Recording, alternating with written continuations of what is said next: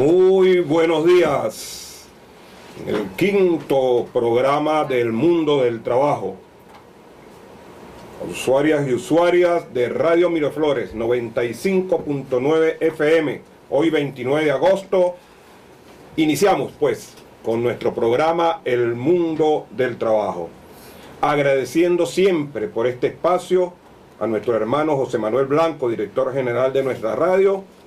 En los controles, Armando Ramírez, y en la producción del programa, Indira Torregrosa y Marbelis Mavares.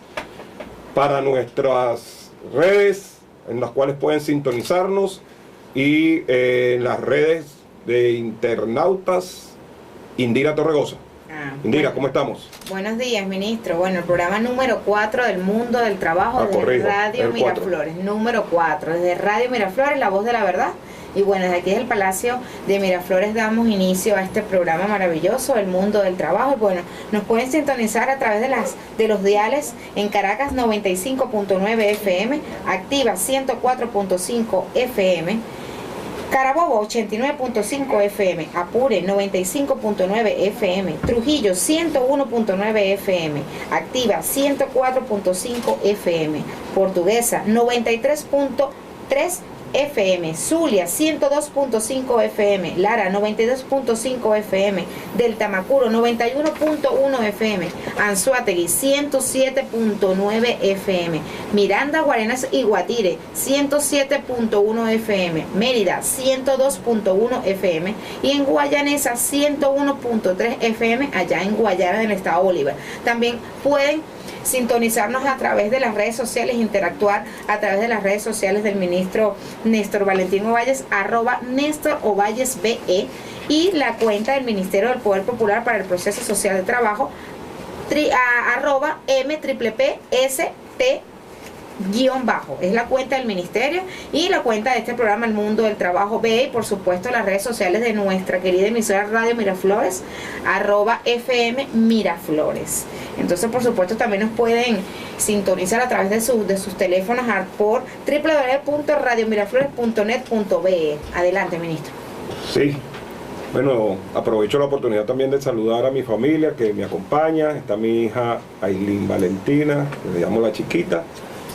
Hoy me acompaña también desde los estudios de Radio Miraflores. Un cariño y besos para mi hija.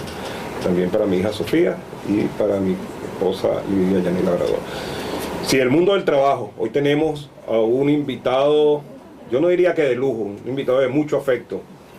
Fue mi alumno allá en el Centro Educativo de la Universidad Central de Venezuela, de la PUCB. Además, es el primogénito de mi hermano y amigo y camarada revolucionario Omar Mora Díaz. Hoy se está operando, que Dios está con él en su operación de cataratas en este momento, pero nos cedió a uno de sus afectos, a su muchacho, para que estuviera con nosotros aquí. Sí, le dimos clase a Fidel por aquellos días en el Centro Educativo Apug, y desde esos días, bueno, nos une a esa familia del camarada Omar Mora una gran amistad. Fidel, bueno, ya lo presentaremos en su momento. Vamos a tratar un tema muy interesante, esta ventana al mundo del trabajo, un tema muy vinculado al neoliberalismo, a cómo se mueve, cómo se conmociona el mundo del trabajo en este momento. Vamos a estar trabajando, discutiendo, analizando la contrarreforma laboral en el mundo, con dos casos específicos en Europa. Estamos refiriéndonos a los retrocesos que en materia laboral de derechos colectivos individuales se han producido en España y Francia, con sus leyes de por medio que se han introducido.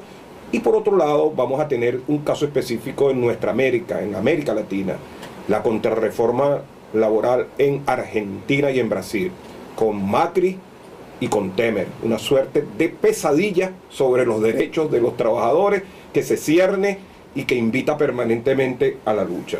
Por supuesto, pasar, digamos, un paneo por el tema del neoliberalismo que signa, que marca mucho estas contrarreformas, y ya con nuestro entrevistado podremos estar analizando en detalle esta situación.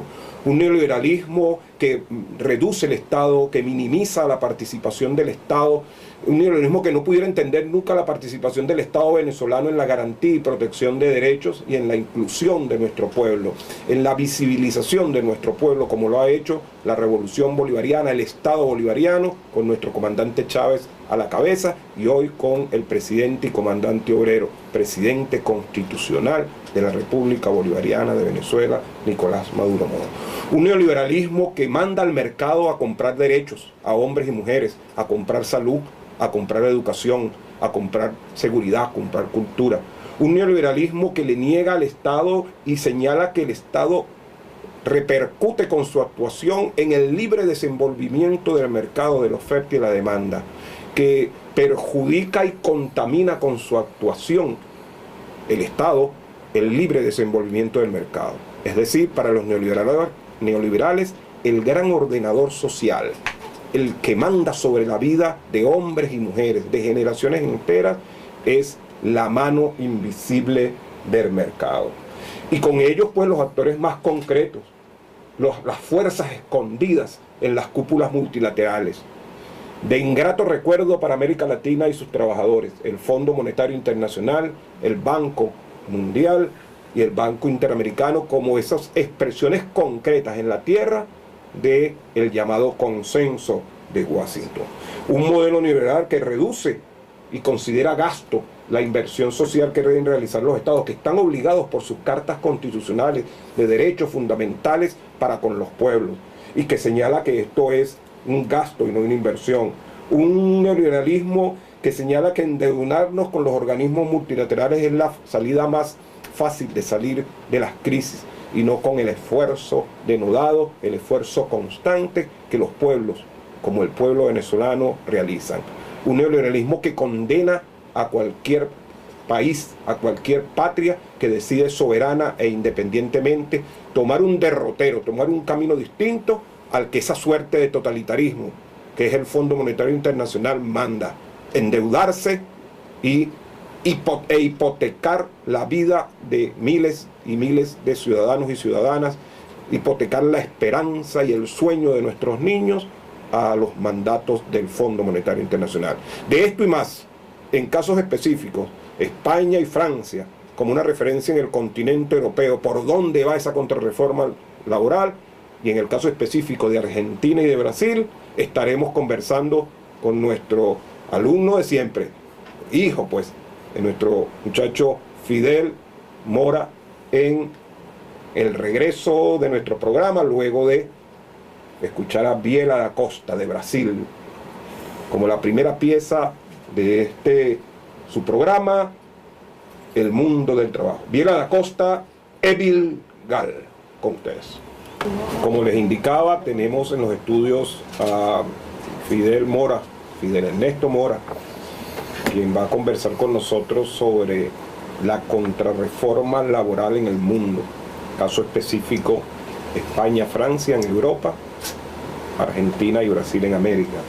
No sin antes señalarles que estas contrarreformas laborales y todos los intentos por arrebatar derechos a la clase trabajadora se inscriben en las crisis cíclicas del capitalismo, que son estudiadas por Condestries y otros autores, Fidel, y que Joseph Stiglitz señaló como políticas de los organismos financieros internacionales que llevaron a crisis tan terribles como el desplome en 1997 en la llamada crisis asiática, pero que también forman parte de la historia de las crisis del capitalismo, llamado crack del 29 y del año 1930. Es decir, el capitalismo cada cierto tiempo tiene presente estas crisis cíclicas.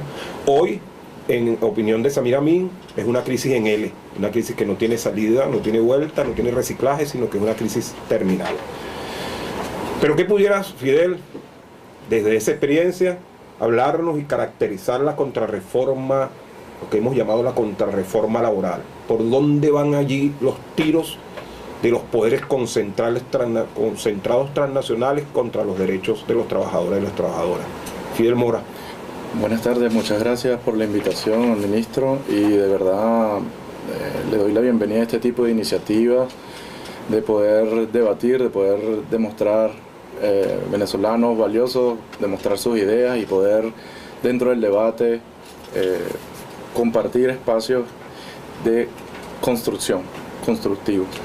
Así como usted dice, ministro, Stiglitz es una de las personas que sostuvo que durante la crisis económica del 2008-2012, que da inicio, a su vez, a todo el plan de reforma, en este caso de España, no ha mejorado para nada la reducción de empleos y no ha sido garantía de mejora en la creación de nuevos empleos. Entonces aquí estamos ante la lucha clásica de un sistema internacional, digamos, el de las empresas, las grandes industrias, por lograr considerar como un ambiente propicio para sus empresas, para el trabajo que ellos realizan, unas condiciones de tipo estándar en todo el mundo donde ellos se desenvuelven. Es decir, la globalización desde el punto de vista que le favorezca a las empresas. Eso es un patrón de conducta que se viene observando en el mundo actual, y que evidentemente pretende, además de lograr ese objetivo en favor de las empresas, pretende de manera reiterada ir limitando los derechos adquiridos de la población laboral en diversos países y al mismo tiempo tener una tendencia al retroceso de, digamos, luchas y victorias del movimiento obrero y el movimiento laboral a nivel mundial, irlas destruyendo por, digamos, atajos, unas formas de ir siendo una burla al mismo contenido de la Constitución. El caso de España es emblemático porque una vez que comenzó la crisis financiera derivada de una gran irresponsabilidad de los bancos internacionales, en donde empezaron a crear muchísimos créditos y... Los llamados créditos, bonos basura, exactamente, tóxicos. Tóxicos. Esa crisis tuvo su coletazo en Europa y uno de los principales países en recibir, digamos, las principales consecuencias de inmediato fue España. En ese momento se encontraba en el poder el presidente Rajoy, o primer ministro, como le dicen allá, y comenzó una reforma entre el 2010 y el 2012, que fue en dos etapas. En primer lugar, en el 2010, que se trabajó en una huelga general del 29 de mayo del 2010, en donde toda la población rechazó las medidas que allí se tomaban. El patrón de conducta del cual yo hablo va dirigido a tres grandes bloques. En primer lugar, lograr una indemnización al despido, es decir, y lograr que esa indemnización al despido, si ya existía en el país, sea cada vez menor. Es decir, me votan, el patrón no tiene la libertad de votarme, y una vez que me despiden, entonces el pago de indemnización por los años que yo tengo de trabajo cada vez es menor. En el caso de España lo redujeron de 45 a 33 días. Abarataron el despido. Exactamente. Ese es el primer patrón de conducta que yo observo de toda esta situación. En segundo lugar, tienen tuvieron la gran idea de crear una justificación de despidos masivos ante las situaciones de crisis que pueda vivir una empresa. Es decir, en el marco legal español, así como hay otros marcos legales parecidos a ese en materia laboral en Europa, si uno cumple algunas condiciones que pueden considerarse como crisis, es la excusa perfecta para salir de 2.000, 5.000, 7.000 empleos.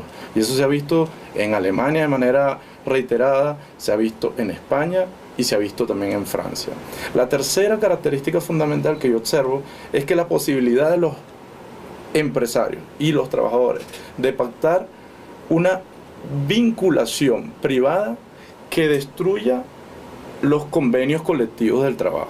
Es decir, una forma de ir disminuyendo los beneficios que tiene cada persona dentro del convenio colectivo a través de un acuerdo privado, un contrato privada, mercantil, esto sin ser normado por ley de trabajo alguna o marco normativo laboral. No, justamente la ley del trabajo subvierte el orden que tradicionalmente vienen teniendo en todas partes del mundo de tener un rango de las normativas laborales, en donde el convenio colectivo, si no es mejorado por el contrato privado, sirve de, digamos, de esqueleto, de plataforma fundamental. En el eslabón superior. Exactamente. Si en este caso la ley en estos países de Europa, y luego lo haremos también de los de Sudamérica, obtienen como tercera característica principal el hecho de que no, eso ya no es así. Ese paradigma jurídico ya no existe para ellos, sino que dicen, este esqueleto jurídico que tú tenías como un mínimo de garantías, ahora puede ser subvertido por el contrato privado. Es decir, yo me pongo de acuerdo con el ministro del Trabajo para que me den a mí un trabajo y yo accedo ante la solicitud del ministro de darme un salario paupérrimo.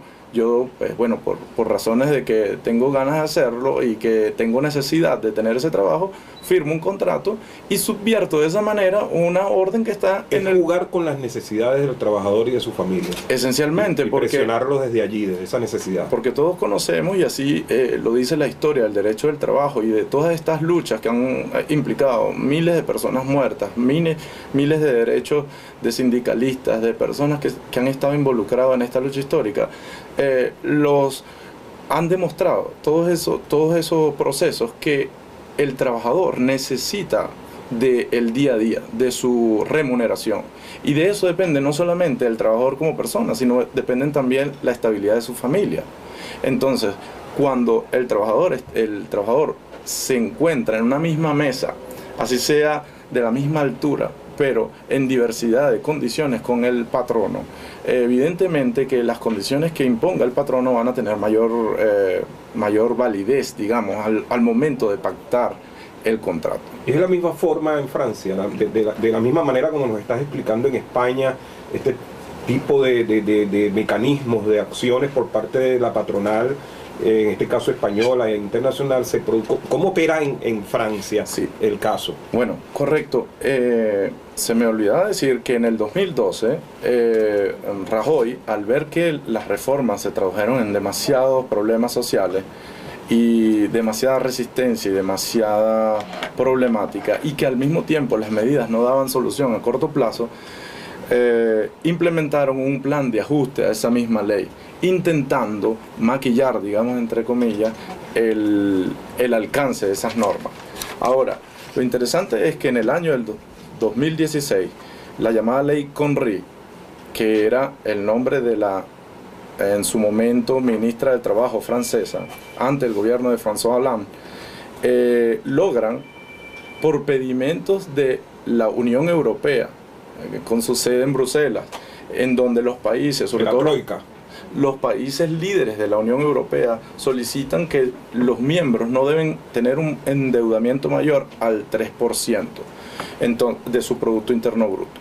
Entonces, ¿qué sucedió? Francia, justo en ese año, supera ese 3.5% de endeudamiento, y la primera razón que buscan no es reducir el gasto militar, el de bombas, el de aviones, el de helicópteros. La primera solución que buscan es atacar al salario del obrero básico. Y entonces acuden utilizando como inspiración básica las normas que se habían utilizado en España, las de Rajoy. Entonces, en este punto de la situación, en el año 6 de julio, con un truco jurídico... ¿De qué año? Del 2016. El día 6 de julio del 2016. Es reciente, muy reciente. Es aprobada a través de un truco jurídico, una triquiñuela jurídica que utilizó el gobierno francés, esta norma que le estoy comentando al público y a usted, buscando también una especie de salida a la situación muy coyuntural que tenía. Es el estado del asunto que llega al poder Emmanuel Macron, el joven presidente francés, que estuvo trabajando en la comisión que redactó esta ley Conry. Por tanto, él no solo apoya esta ley ya existente que ha traído miles de protestas y un rechazo del 70% de la población francesa a la aprobación de esa ley, no solo eso, sino que él pretende profundizarla. Y entonces hay diversas características desde el punto de vista laboral que, si nos ponemos a citarla, podríamos gastar mucho tiempo, pero... Otro programa... Exactamente. Demanda ya este tema, otro programa para seguir profundizando, ¿no? Pero en líneas generales son los mismos 3 puntos que utiliza Macron para su nueva intención de una profundización de esta norma, para el país. Pudiéramos decir que el comportamiento es similar porque son los mismos amos. Bueno, los que mandan estas reformas en el mundo, son los poderes concentrados de las transnacionales. Exactamente, las transnacionales, el Banco Central Europeo y el Banco Mundial, que ven en Francia, y cosa que no es mentira, uno de los dos motores fundamentales de la Unión Europea junto con Alemania. Y la Troika, formada por el Fondo Monetario, la Comisión Europea y el Banco Europeo, ¿no? Correcto. Entonces, si uno de estos países líderes, entre comillas, no logra sus metas, está dando un muy mal ejemplo a los países que ellos siempre ponen en tela de juicio como unos países subdesarrollados dentro de Europa, porque existe esa diferenciación entre los centroeuropeos y los del sur de Europa. Es decir, la denigración de Grecia, la denigración de Portugal, la denigración de España. Entonces, para resumir, los 3 puntos que quiere Macron y su reforma van en la dirección de la prioridad de acuerdos individuales a los colectivos, lo mismo que en España. Establecer un mínimo y un máximo de indemnización al despido, es decir, reducción a la indemnización al despido, igual que en España. Abaratar el despido. Y fusionar las distintas instancias representativas de los trabajadores en las empresas. Eso es disminuir la cantidad de sindicatos. Es decir, Macron fue incluso un poquito más profundo que las reformas españolas. Presumo que la OIT debe tener posición sobre esto. Seguramente la OIT tiene posición sobre esto, así como también el gran pueblo francés, que no está dispuesto a aceptar esto. Han habido, como dice la internacional, arriba los pueblos del mundo, arriba los proletarios del mundo. Es correcto. En lucha. Y allí de nuevo volvemos a ver 2 patrones de nuevo que se repiten. Uno, los trabajadores siempre luchando por sus derechos ante los atropellos de los factores de interés. Y otro patrón importantísimo es que se procura hacer a través de leyes, minimizar el estándar de las conquistas sociales. Eso es un patrón también que observamos en Sudamérica y en Europa. Veamos al regreso cómo opera eso en nuestra América, en la región americana. Veamos si los mismos mandatos para Europa operan en América Latina un torno tropicalizado. Y hablando de trópico y hablando del regreso a América Latina, mambo diablo. Seguimos en el mundo del trabajo y ahora ese patrón de conducta, como lo señala nuestro invitado, cómo opera, cómo se expresa en América Latina en los tiempos de Macri en la República Argentina y en los tiempos de Temer. ¿Cómo pudiéramos sintetizar ese suerte de trasladar a América Latina lo que estaba sucediendo en Europa, concretamente en los casos trabajados España y Francia? Fidel. Bueno, yo considero que además de una actitud una actitud muy sutil, muy débil ante la propuesta que viene de Europa, yo considero que los países Argentina y Brasil, representados por sus presidentes, están teniendo, además de eso, una actitud poco creativa, porque ni siquiera son capaces de tomar esta normativa y adaptarla, mestizarla, que es una frase de un jurista conocido y muy apreciado por nosotros.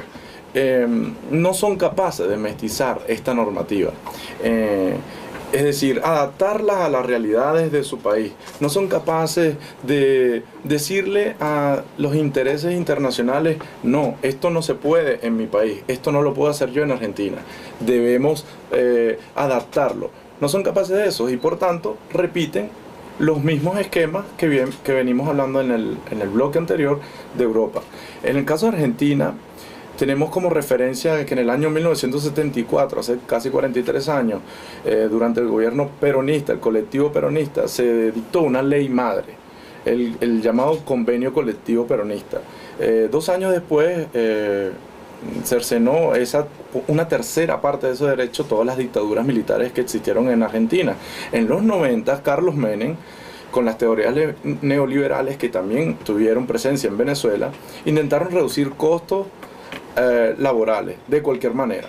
En el 2003 el kirchnerismo caminó hacia la reconstrucción e intentó revivir el espíritu de aquella ley de los años 70. Entonces estamos en una etapa en donde Macri vuelve al pasado, intenta de nuevo confrontar. Vaya qué pasado, ¿no? La noche larga neoliberal. Correctamente. En los años 80 y 90. Correctamente. Y son personas que para eso sí no son capaces de debatir, de discutir. Nada, es un paquete, el paquete va con estas características y debe aprobarse. No están abiertos al debate, los sectores importantes en Argentina han sido marginados de este proceso de discusión y Macri quiere seguir con su agenda. Una agenda que de paso viene gracias a Temer, el presidente, bueno, si se puede llamar presidente, que llegó de la manera como llegó a la presidencia. Presidente de facto, un presidente llegado por un golpe de Estado palaciego, o más palaciego, apelando al marco normativo brasileño y sacan del poder a la presidenta Dilma Rousseff. Correcto, entonces en el 12 de julio del 2017, a pesar de 3 huelgas generales y de un golpe fuertísimo a 6 sindicatos, en donde además se eliminaron los... Eso queríamos, no se ha dejado de movilizar, no renuncian los trabajadores. No, por supuesto que no. Por supuesto que no. Los trabajadores no van a renunciar ni en Brasil, ni en Venezuela, ni en Francia, ni en Alemania, ni en España. Eso es una fuerza, digamos, universal, que se mueve no solo por los intereses económicos. ¿A qué se debe tanta rabia del capital contra los derechos de los trabajadores y tanta esperanza y disposición de lucha? Eso es una buena pregunta que excede mi capacidad de respuesta, porque no tengo ese tipo de motivos ni me mueven ese tipo de emociones que lo mueven a los grandes capitales. Pero me imagino que es el beneficio y las ganas del lucro. La maximización de ganancias. Exactamente, que es en esencia el leitmotiv de todo empresario internacional. Del capitalismo. Sí, correcto. Entonces, te nombraba, una vez que Temer logra la ley, la aprobación de la ley, con 26 votos en contra, han empezado a tomar medidas que son excesivamente desproporcionadas. En primer lugar, una jornada de 12 horas al día y 48 horas a la semana. Eliminar los tributos a favor de los sindicatos, por tanto dándole un golpe fuertísimo y debilitando a los sindicatos de manera importante. Y una intención que es bastante peligrosa, ministro, y público en general, que considero que debemos todos como ciudadanos del mundo estar alerta, es que incluso pretenden a través de ley minimizar la conflictividad laboral, minimizar el derecho de los trabajadores a demandar.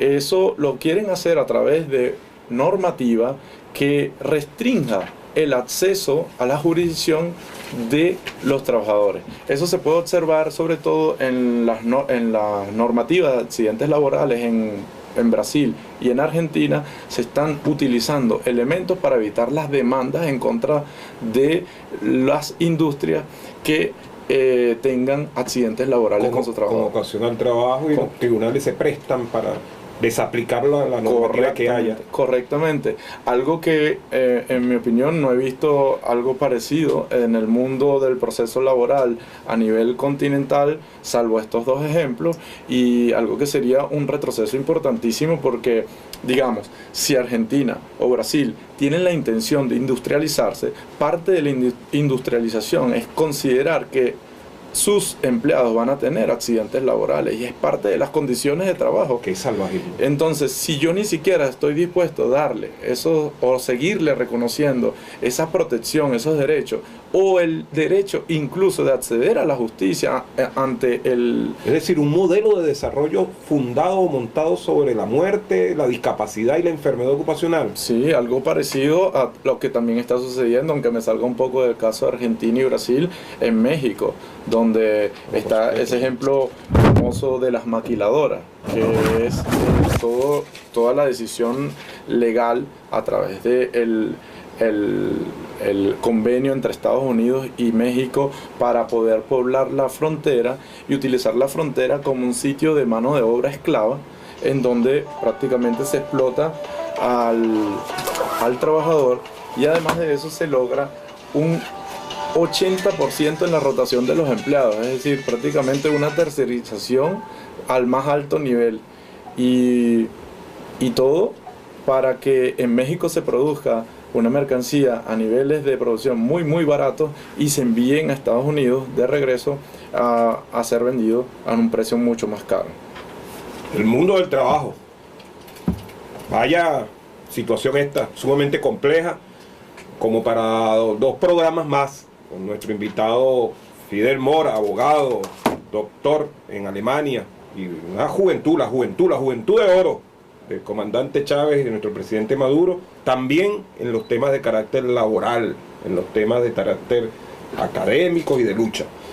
Mi Fidel me decía algo, también pocos minutos, pero algo para ir componiéndole la guinda. Sí, solo para cerrar de mi parte, quería decir que este convenio, sobre todo el de Border Industrialization Program, es un convenio entre México y Estados Unidos que viola las reglas más básicas de la libre competencia.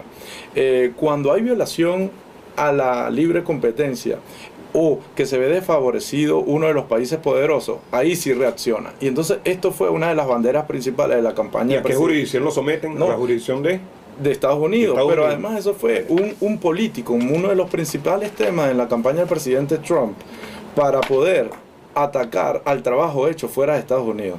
Y allí las leyes del mercado libre no sirven. Allí sí vale el proteccionismo. Cuando lo hacemos en Venezuela, ahí no vale. La ley orgánica del trabajo es un tropiezo, un obstáculo para el desarrollo. Definitivamente, usuarios y usuarias de Radio Miraflores 95.9, estamos como que avisando ya un segundo programa para seguir profundizando sobre estos temas. Se nos quedó en el tintero, llegamos un poquito tarde, pero en los pocos minutos que nos quedan, la película de la semana, la película francesa Recursos Humanos, una película basada en una experiencia familiar de una industria donde un hijo pretende vencer las resistencias de las formas de producción y el tratamiento del tema del talento humano, más que recursos humanos, en la empresa de su padre, en esa empresa familiar. Y nuestra recomendación bibliográfica, el libro El orden y el caos, el complejo orden de la naturaleza, de Eduardo Cesarman, año 1982. Un texto como todos los que hemos nosotros recomendado, que tiene que ver con el mundo del trabajo, el ser humano trabajador, su enajenación, su conversión en un recurso para la maximización de la ganancia del capital. Damos las gracias por esta parte del programa, esta primera parte de este programa, a nuestro invitado Fidel Mora. Muchachos, voy a dar un segundo programa y despedimos con las gracias a José Manuel Blanco, director general de nuestra radio Miraflores, en los controles Armando Ramírez, y en la producción del programa Indira Torregosa y Marbelis Marváez.